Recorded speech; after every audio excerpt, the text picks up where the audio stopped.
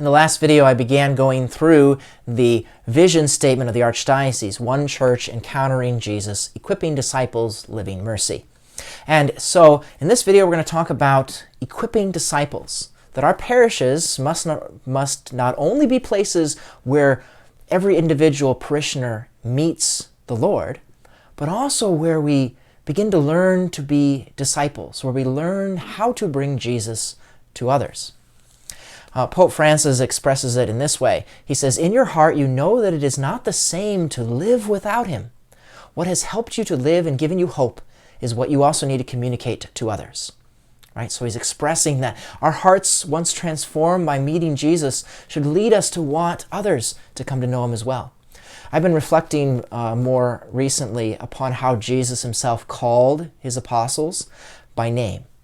Do you think that Peter and Andrew, James and John would have left their boats if Jesus hadn't asked them personally? Would Matthew have left the customs post if Jesus hadn't said, "Follow me"? So how do we expect our parishes to grow unless we also invite people by name? And that's not always the easiest thing to do. I can say that for myself. I tend to be more introverted, and so reaching out isn't always the most natural thing for me to do. Yet, this is absolutely necessary in the life of the church. For example, Live Lent Together. In our parishes, I called people by name, a number of our parishioners, to invite them to lead a small group.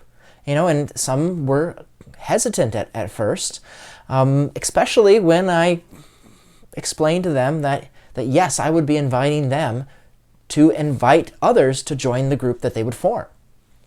But if you think about it, aren't we more likely to participate in something if someone we know personally invites us? How many of those small group leaders that ended up leading those small groups, how many of them would have decided to be a leader on their own? Probably very few. But many of them did because I called them by name. And so our parishes must become places where we learn not only to follow Jesus, but to invite others to follow him as well. And this is what the church means when she speaks of evangelization. All the things that we do to share Jesus with others. When we get to some of these statistics later in some of the later videos, we'll see that our times today are certainly ripe for sharing the good news, as there are more and more people that are apart from practicing the faith at all.